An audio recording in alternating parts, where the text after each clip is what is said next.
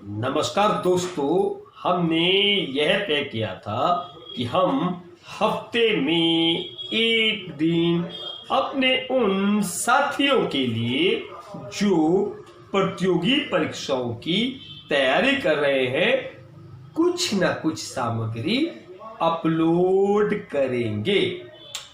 इसी श्रृंखला में हमने आईपीसी की एक समस्या देखी और आईपीसी के 5 प्रश्न ऐसे देखे, ऐसी प्रॉब्लम देखी जो अधिकतर परीक्षाओं में पूछी जाती है। इन दोनों के लिंक डिस्क्रिप्शन बॉक्स में दिए जा रहे हैं। यदि आपने उन वीडियो को नहीं देखा तो आप वहां से उन वीडियो को देख सकते हैं। आज ये सुझाव आया कि आप किसी एक विषय को पकड़ ले और उस विषय से संबंधित हर हफ्ते वीडियो डालते रहे, जिससे क्रमवार प्रतियोगी परीक्षाओं का अध्ययन कर रहे, तैयारी कर रहे हमारे मित्रों को, हमारे साथियों को एक सामग्री उपलब्ध हो सके। आज हमने इसी सुझाव को मानते हुए एक श्रृंखला प्रतियोगी परीक्षाओं की तैयारी कर रहे अपने साथियों के लिए प्रारंभ कर रहे हैं। संपत्ति अंतरण अधिनियम, ट्रांसफर ऑफ प्रॉपर्टी एक्ट के ऊपर आज हम ट्रांसफर ऑफ प्रॉपर्टी एक्ट से दोस्ती का पहला हाथ पढ़ेंगे, जानेंगे ट्रांसफर ऑफ प्रॉपर्टी एक्ट क्या है। जब किसी से दोस्ती करनी होती है तो सबसे पहले हम देखते हैं कि वह क्या है, उसका नेचर क्या है, उसका स्वभाव क्या है, उसका बेसिक स्ट्रक्चर क्या है। आज सबसे पहले हम प्रारंभ करेंगे ट्रांसफर ऑफ प्रॉपर्टी एक्ट, संपत्ति अंतरण नियम का बेसिक स्ट्रक्चर क्या है। इस वीडियो में हम वह जानेंगे। साथ साथ हम जानेंगे कि बेसिक स्ट्रक्चर को लेके, आधारभूत ढांचे को लेकर प्रतियोगी परीक्षाओं में क्या प्रश्न पूछे जा सकते हैं। संपत्ति अंतरण अधिनियम महत्वपूर्ण अधिनियम है। प्रतियोगी परीक्षाओं में इससे प्रश्न पूछे जाते हैं। चलिए आज शुरुआत करते हैं। नमस्कार दोस्तों, मैं आपका दोस्त एडवोकेट वीरेंद्र सिंह खुराना उपस्थित हूं आज की अवलोकन की कड़ी में। आज हम अवलोकन कर रहे हैं संपत्ति अंतरण अधिनियम का। इस अधिनियम को काफी महत्वपूर्ण माना जाता है, प्रतियोगी परीक्षाओं में काफी अधिक प्रश्न से पूछे जाते हैं, इसलिए आप बिना स्किप किए इस वीडियो को देखिए। बीच बीच में कुछ प्रश्न आएंगे जो प्रश्न अधिकतर प्रतियोगी परीक्षाओं में पूछे जाते हैं। आप पूरी वीडियो को बिना स्किप किए देखेंगे तो कोई भी प्रश्न आपसे मिस नहीं होगा। अगर इन छोटी छोटी वीडियो को आप लोग देखते रहे, चलते फिरते और उसको लिखते रहे तो बहुत बढ़िया है।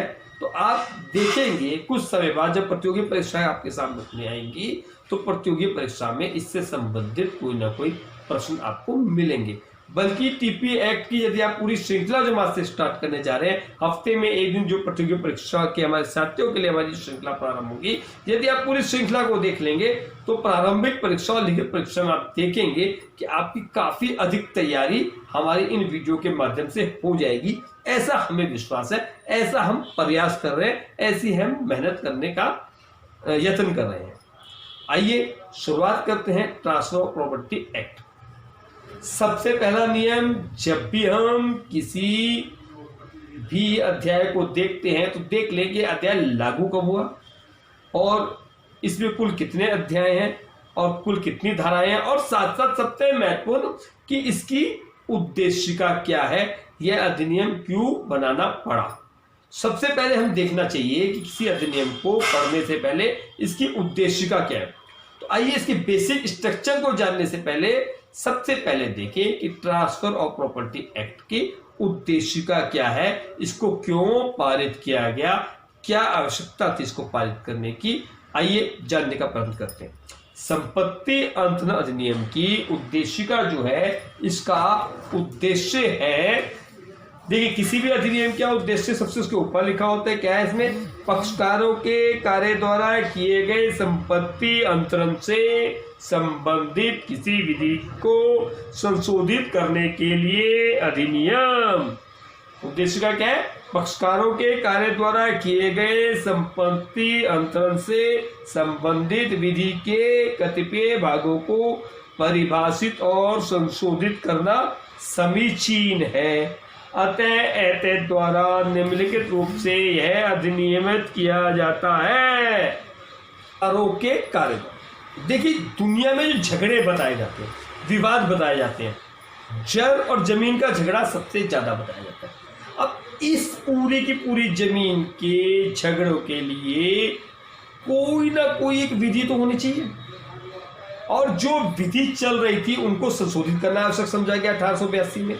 एक विधि होनी चाहिए, कानून होनी चाहिए जिसे बेचने वाला खरीदने वाला संपत्ति अंतरण से संबंधित जो भी कार्य है वह एक कोडिफाई हो सके, नियमित रूप से हो सके, संहिताबद्ध हो सके। एक लिखित संहिताबद्ध कानून की आवश्यकता थी। 1882 में इसी उद्देश्य को लेकर इस अधिनियम को बनाया गया, अधिनियमित किया गया, पारित किया गया। और इसका बेसिक स्ट्रक्चर क्या है? बेसिक स्ट्रक्चर का मतलब कितनी धाराएं हैं, कितने अध्याय हैं। संपत्ति अंतरण अधिनियम लागू कब हुआ? संपत्ति अंतरण अधिनियम जो लागू हुआ, यह लागू हुआ 1 जुलाई 1882। 1 जुलाई 1882 को लागू हुआ। और संपत्ति अंतरण अधिनियम में कुल अध्याय कितने हैं? कुल अध्याय हैं इसमें 8। कुल धाराएं हैं 137। कुल अध्याय हैं 8 और कुल धाराएं हैं 137। इसको एक बार देखते हैं कितनी धाराएं। देखिए सबसे पहला प्रश्न, लागू कब हुआ? लागू हुआ 1 जुलाई 1882 को। कुल धाराएं, कुल अध्याय कितने हैं? कुल अध्याय है 8। कुल धाराएं कितनी हुई? कुल धाराएं हुई 137। यानी कि यदि ये प्रश्न आ जाए कि संपत्ति अंतरण अधिनियम, और कई बार पूछा जाता है परीक्षाओं में, प्रारंभिक परीक्षा में बहुत पूछा जाता है कि संपत्ति अंतरण अधिनियम कब लागू हुआ? कब लागू हुआ? 1 जुलाई 1882 को। कुल कितनी धाराएं हैं? कुल धाराएं कितनी है? 137। कुल कितने अध्याय हैं? कुल अध्याय हैं 8। ये 3 प्रश्न हमारे से अभी बेसिक स्ट्रक्चर को जानने का प्रयास हमने नहीं किया, सिर्फ दोस्ती के लिए देखा है इस अधिनियम को। दोस्ती के लिए देखते ही 3 क्वेश्चन का जो हमारा आंसर था, वो हमारा आंसर हमारे समक्ष आ गया। तो 3 क्वेश्चन के आंसर थे, जो 3 क्वेश्चन थे हमारे, इनके आंसर हमारे बेसिक रूप से आ गए। अब देखते हैं कि इसका अध्याय 1 क्या है। संपत्ति अंतरण अधिनियम का जो अध्याय 1 है उसका शीर्षक है प्रारंभिक। प्रारंभिक जो शीर्षक है संपत्ति अधिनियम का अध्याय 1 का, अध्याय 1 का शीर्षक क्या है? प्रारंभिक। यह प्रश्न यदि आ जाए कि संपत्ति अंतरण अधिनियम के अध्याय 1 का शीर्षक क्या है? प्रारंभिक। संपत्ति अंतरण अधिनियम के अध्याय 1 में कितनी धाराएं हैं? धारा 1 से लेके धारा 4 तक। यदि यह प्रश्न आ जाए कि संपत्ति अंतरण अधिनियम के अध्याय 1 प्रारंभिक में कहां से कहां तक धारा है? धारा 1 से 4 तक। प्रारंभिक में तो बेसिक नॉलेज देखी जाएगी, तो आज हम बेसिक स्ट्रक्चर देख रहे हैं। तो धारा 1 से धारा 4 तक आपका आ गया प्रारंभिक में। और पहली धारा क्या है? पहली धारा, इसका विस्तार क्या है? कब लागू हुआ? लागू कब हुआ यदि आ गया तो प्रश्न क्या आएगा? 1 जुलाई 1882। बार बार हम इसलिए कर रहे हैं कि यदि आप इस वीडियो को देख ले तो आपका कम से कम प्रारंभिक स्ट्रक्चर प्रिलिमिनरी एग्जाम में सिर्फ हमारी इस वीडियो को देखने से ही आपके बेसिक क्वेश्चन के आंसर आ जाए। इसके पश्चात जब हर अध्याय की एक वीडियो लेके आएंगे, बल्कि अध्याय 2 की तो काफ़ी ज़्यादा वीडियो आएंगी, कुछ अध्याय इतने बड़े हैं उनके काफ़ी वीडियो आएंगी। तो जब उन वीडियो को आप देख लें तो आपको प्रारंभिक परीक्षा में बैठते ही आपको सारे के सारे आंसर जो टीपीएक्स से संबंधित हो एकदम मिल जाए। तो अध्याय 1 प्रारंभिक, धारा 1 से 4 तक। और यह प्रश्न भी कई बार पूछा जाता है कि निर्वचन खंड कौन सी धारा में है, तो निर्वचन खंड हो गया धारा 3 में। निर्वचन खंड जो इसका है, निर्वचन खंड है धारा 3 में। और अब हम देखते हैं कि इसका अध्याय 2 क्या कहता है। अध्याय 2 कहता है, अध्याय 2 है इसका, जो अध्याय 2 है वो 2 भागों में बांटा हुआ है। इसके का खंड है और खा खंड है। अध्याय 2 है हमारा पक्षकारों के कार्य द्वारा संपत्ति अंतरण के विषय में। पक्षकारों के कार्य द्वारा संपत्ति अंतरण के विषय में, यह है अध्याय 2। इसमें धाराएं हैं धारा 5 से लेके धारा 53 का तक, ये पूरे अध्याय 2 में है। लेकिन अध्याय 2 भी 2 भागों में बटा हुआ है, का खंड और खा खंड। अध्याय 2 का खंड का कहता है, खंड का कहता है क्या, जंगम या स्थावर संपत्ति का अंतरण। जब कभी भी जंगम या स्थावर संपत्ति यानी दोनों संपत्ति का जो अंतरण है वो इस काखंड में है। काखंड कहता है जंगम या स्थावर संपत्ति का अंतरण। इसमें धारा 5 से लेके धारा 37 तक है। इसमें धारा कहां से कहां तक है, धारा 5 से लेके धारा 37 तक। और जो खंड खा है, खंड खा क्या है, खंड खा है स्थावर संपत्ति का अंतरण। खंड कहा था जंगम या स्थावर संपत्ति दोनों का अंतरण 5 से 37 तक। धारा 38 से 53 का तक सिर्फ स्थावर संपत्ति का अंतरण, यह खंड खा में बताया गया है अध्याय 2 के खंड खा में। और अध्याय 3 जो है, अध्याय 3 इसका काफी महत्वपूर्ण अध्ययन है। जो अध्याय 3 है, अध्याय 3 क्या है, अध्याय 3 है स्थावर संपत्ति के विक्रयों के विषय में। जो भी सेल होगी, सेल विक्रय के द्वारा जो संपत्ति का अंतरण होगा उसके विषय में धारा अध्याय 3 में बताया गया है। धारा 54 से 57 तक, धारा 54 से धारा 57 तक जो है अध्याय 3 की, इसमें संपत्ति के विक्रय के विषय में बताया गया। कौन सी संपत्ति के विक्रयों के विषय में, स्थावर संपत्ति के विक्रयों के विषय में। धारा 54 से धारा 57 तक यह पूछ लिया जाता है कि विक्रय के संबंध में किस धारा में बताया गया है, धारा 54 में बताया गया है।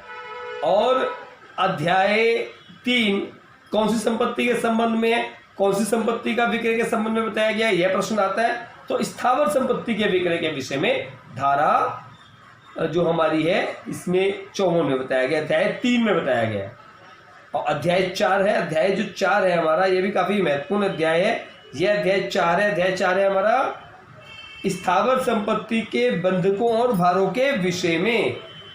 ये धारा 58 से लेकर धारा 104 तक, अध्याय 4 में स्थावर संपत्ति के बंधकों के विषय में धारा 58 से लेकर धारा 104 तक बताया गया है। बंधक की परिभाषा क्या होगी, बंधक कैसे दिया जाएगा, इस पूरे जितने अध्याय हैं उनका अलग अलग हम विश्लेषण करेंगे, अलग अलग अवलोकन करेंगे। ये काफी महत्वपूर्ण अध्याय है। ये इतना महत्वपूर्ण अध्याय है, पूरा एक हम लोग एक अलग से वीडियो की लेके आएंगे। हो सकता है एक से अधिक वीडियो भी हमें इस पर लेके आनी पड़े, क्योंकि ज्यादा लंबी वीडियो से वो एक तारतम्य नहीं बन पाता है। हम प्रयास अपनी तरफ से करते हैं कि हम छोटी वीडियो लेके आए, लेकिन कुछ विषय ऐसे हैं जिसकी पूरी जानकारी के लिए थोड़ी बड़ी वीडियो लानी पड़ती है। और आपसे यही कि बिना स्किप किए आप देखेंगे, बिना आगे के से आप देखेंगे तो आपको वीडियो पूरी समझ में आएगी। उसमें कुछ जजमेंट्स जो आएंगे बीच में, क्योंकि अब जितने अध्याय आएंगे जजमेंट के साथ होगा, और एग्जाम में जजमेंट के साथ भी पूछ लिया जाता है कि बंधक की परिभाषा बताएं या बंधक के संबंधों की समस्या बताएं और इससे सुसंगत निर्णय भी बताएं। तो जो सुसंगत निर्णय है इसलिए इंपॉर्टेंट है। अध्याय 4 धारा 58 से धारा 104 तक, अध्याय 4 तक में कहां से कहां तक परिभाषा है, अगर यह प्रश्न आ जाए धारा 58 से धारा 104 तक। और अध्याय 4 किसके संबंध में बताता है, बंधक के और भारों के संबंध में। बंधक किसमें, स्थावर संपत्ति के। ये सब स्थावर संपत्ति, स्थावर संपत्ति अचल संपत्ति, इमूवेबल प्रॉपर्टी के संबंध में भारों के और बंधकों के विषय में अध्याय 4 में बताया गया है, धारा 58 से धारा 104 तक। अब आते हैं अध्याय 5 में। अध्याय 5 काफी महत्वपूर्ण अध्याय है। अध्याय 5 क्या है? अध्याय 5 है हमारा स्थावर संपत्ति के पट्टों के विषय में। इसमें स्थावर संपत्ति के पट्टों के विषय में बताया गया है धारा 105 से धारा 117 तक। इसमें कैसे संपत्ति का पट्टा होगा, 6 मासी संपत्ति का पट्टा कैसा होगा, कैसे आपका नोटिस दिया जाएगा, कैसा वर्षान जो ईयरली लीज है कैसी होगी, ये पूरी की पूरी पट्टे के विषय में इसमें बताया गया है। काफ़ी महत्वपूर्ण है, इसमें काफ़ी वकालत के लिए भी और एग्जाम के पॉइंट ऑफ व्यू से के लिए भी बहुत ज़्यादा इम्पोर्टेंट अध्याय है। इसके बाद अध्याय 6 है, ये है अध्याय 6 विनिमय के विषय में। इसमें धारा 118 से धारा 21 के संबंध में बताया गया। अगर पूछ लिया जाए कि विनिमय के विषय में किस में बताया गया या विनिमय की परिभाषा किस धारा में है, विनिमय की परिभाषा धारा 118 में दी गई है। तो ये इस पूरे इसमें अलग अलग वीडियो आएंगी जब इस सब्जेक्ट्स पे, तो आपको बड़ा क्लियर हो जाएगा। तो ये विनिमय की बेसिक स्ट्रक्चर देख रहे हैं, बेसिक स्ट्रक्चर में कोई प्रश्न आ जाए तो क्या हो सकता है। तो विनिमय के विषय में धारा 118 में बताया गया है, अध्याय 6 में बताया गया। अब जब हम आते हैं अध्याय 7 में, अध्याय 7 काफी महत्वपूर्ण है, बहुत ज्यादा क्वेश्चन आते हैं और हर बार प्रतियोगी परीक्षा में आपको इसके प्रश्न मिलेंगे इस अध्याय से। अध्याय 7 क्या? अध्याय 7 हमारा है दान के विषय में। काफी इंपॉर्टेंट अध्याय है दान के विषय में। धारा 122 से लेके धारा 129, धारा 122 से लेके धारा 129 में इसमें बताया गया है दान की परिभाषा क्या है, सशर्त दान क्या होगा, अंतरण कैसे दान का होगा, ये सब इस अध्याय में बताया गया है। पूरा का पूरा अध्याय इंपॉर्टेंट है, इसकी बहुत अच्छी वीडियो में आपके समझ लेके आएंगे। प्रारंभिक यही जानना है कि अध्याय 7 धारा 122 से लेके धारा 129 तक दान के विषय में। ठीक, दान के विषय में किस अध्याय में बताया गया है? यह प्रश्न आ जाए तो अध्याय 7 में बताया गया है दान के विषय में। और उसके पश्चात जो इसका अंतिम अध्याय है अध्याय 8, जिसमें धारा 130 से लेकर धारा 137 तक बताया गया है अनुयोज्य दावों के अंतरण के विषय में। अनुयोज्य दावे क्या है, अनुयोज्य दावे क्या होते हैं, उनके विषय में इस अध्याय में बताया गया है। ये हमारा एक बेसिक स्ट्रक्चर था संपत्ति अंतरण अधिनियम का, जिसमें हमने देखा यह प्रश्न यदि आ जाए कि संपत्ति अंतरण अधिनियम कब लागू हुआ, तो हमको पता है कि संपत्ति अंतरण अधिनियम 1 जुलाई 1882 को लागू हुआ। यह प्रश्न आ जाए कि संपत्ति अंतरण अधिनियम में कुल कितने अध्याय हैं, तो हम बता सकते हैं कि संपत्ति अंतरण अधिनियम में अध्याय 8 है। यदि यह आ जाए कि संपत्ति अंतरण अधिनियम के कौन से अध्याय में दान के विषय में बताया गया है, तो कौन से अध्याय में दान के विषय में बताया गया हमने पढ़ा अध्याय 7 में। या ये आ जाए प्रश्न की विनिमय की परिभाषा किस अध्याय में दी गई है, तो अध्याय 6 में विनिमय की परिभाषा दी गई है। किस धारा में दी गई है, धारा 118 में दी गई है। पट्टे के संबंध में किस अध्याय में बताया गया है, अध्याय 5 में बताया गया है। तो ये प्रश्न है जो आ सकते हैं। या यह प्रश्न आ जाए कि बंधक के विषय में किस अध्याय में बताया गया है, बंधक के भारों के विषय में किस अध्याय में बताया गया है, तो अध्याय 4 में बताया गया है। बंधक की परिभाषा किस अध्याय में दी गई, धारा में दी गई है, धारा 58 में दी गई है। इस प्रकार से यदि आपके उसमें आने लगे प्रश्न, तो उसमें हम लोग इन प्रश्नों का उत्तर दे सकते हैं। प्रारंभिक अध्याय में कितनी धाराएं दी गई हैं, 1 से 4 तक दी गई है। बड़ा साधारण सा प्रश्न है। और कई बार जो आपके प्रारंभिक परीक्षा होती है उसमें 1-1 नंबर के जो प्रश्न होते हैं, जो वस्तुनिष्ठ प्रश्न होते हैं, कई बार कंफ्यूज कर देते हैं। ये उनके काफी महत्वपूर्ण हो जाते हैं। इस समय प्रश्न जिस टाइप के होते हैं, जो बेसिक स्ट्रक्चर को लेके प्रश्न होते हैं। जब हम अलग अलग अध्याय पढ़ेंगे तो दान के विषय में जब पढ़ेंगे तो उस अध्याय में कितने 1-1 नंबर के क्वेश्चन हो सकते हैं हम देखेंगे, कितने उस प्रश्नों के विस्तृत प्रश्न हो सकते हैं उनका अध्ययन करेंगे। लेकिन जब बेसिक स्ट्रक्चर को लेके आता है तो पूरे के पूरे अध्याय में किस तरह से पूरे के पूरे संपत्ति अधिनियम से पूरे बेसिक क्वेश्चन क्या निकल के आ सकते हैं, उन क्वेश्चंस के लिए यह बड़ा इम्पोर्टेंट अध्याय है। यदि यह पूछ लिया जाता है कि संपत्ति अंतरण अधिनियम का कौन से अध्याय का कौन सा भाग स्थावर और चल संपत्ति दोनों के विषय में बताता है, तो अध्याय 2 का खंड का। और खंड का में कहां से कहां तक दिया गया है, धारा 5 से धारा 37 तक। यह प्रश्न कई बार आया है, आ जाता है। तो इस तरीके के यदि प्रश्न आ जाएं, या भागिक पालन किस धारा में बताया गया, संविदा का भागिक पालन किस धारा में बताया गया, यह प्रश्न यदि आ जाए तो संविदा का भागिक पालन हम जब बता सकते हैं हम कि ये धारा 53 का में आता है। जब हम उस अध्याय 2 का विस्तृत तौर से अध्ययन करेंगे तो हमें 53 का में आता है, हमें बिल्कुल क्लियर हो जाएगा। इस तरह के जो प्रश्न आते हैं, या विक्रय की परिभाषा कौन सी धारा में दी गई है, तो धारा 54 में दी गई है। विक्रय के संबंध में कौन से अध्याय में बताया गया है, अध्याय 3 में बताया गया है, धारा 54 में उसकी परिभाषा दी गई है। ये इस तरह के प्रश्न हैं जिनके लिए, जिनको अधिकतर आ जाते हैं, बहुत साधारण से प्रश्न होते हैं। यदि दान के विषय में पूछा जाए तो कौन से अध्याय में अभी भी जिक्र किया, दान के विषय में काफ़ी पूछा जाता है। धारा आपके अध्याय कौन से में बताया गया, अध्याय 7 में बताया गया। और जब दान का अध्ययन करेंगे तो ये आएगा सशस्त्र दान किस धारा में दिया गया। इस तरह के बहुत से प्रश्न उसमें आते हैं। बेसिक जो क्वेश्चंस आते हैं वह संपत्ति अंतरण अधिनियम के बेसिक क्वेश्चन हमने भी देखे। इससे अधिक भी क्वेश्चन हो सकते हैं, इससे अलग भी क्वेश्चन होते हैं, लेकिन बेसिक मूलतः यही क्वेश्चन हम लोग अधिकतर देखते हैं। इस तरह से और बहुत सारे क्वेश्चंस हैं जिनका हम अध्ययन करेंगे, इसलिए आप हमारे साथ जुड़े रहें। यदि अभी तक आपने हमारे चैनल को सब्सक्राइब नहीं किया है तो आप हमारे चैनल को सब्सक्राइब करें। हम प्रतियोगी परीक्षाओं के लिए भी हफ्ते में एक दिन वीडियो लेके आ रहे हैं, और विषयों में भी फैमिली कोर्स से संबंधित आपका नेगोशिएबल इंस्ट्रूमेंट एक्ट से संबंधित हमारी श्रृंखला चल रही है, जिनको हम जारी रखे हुए हैं, और बहुत सी आपके लिए वीडियो लेके आ रहे हैं। इसलिए आप चैनल को लाइक करें, शेयर करें, सब्सक्राइब करें, हमारे साथ जुड़े रहें। नमस्कार।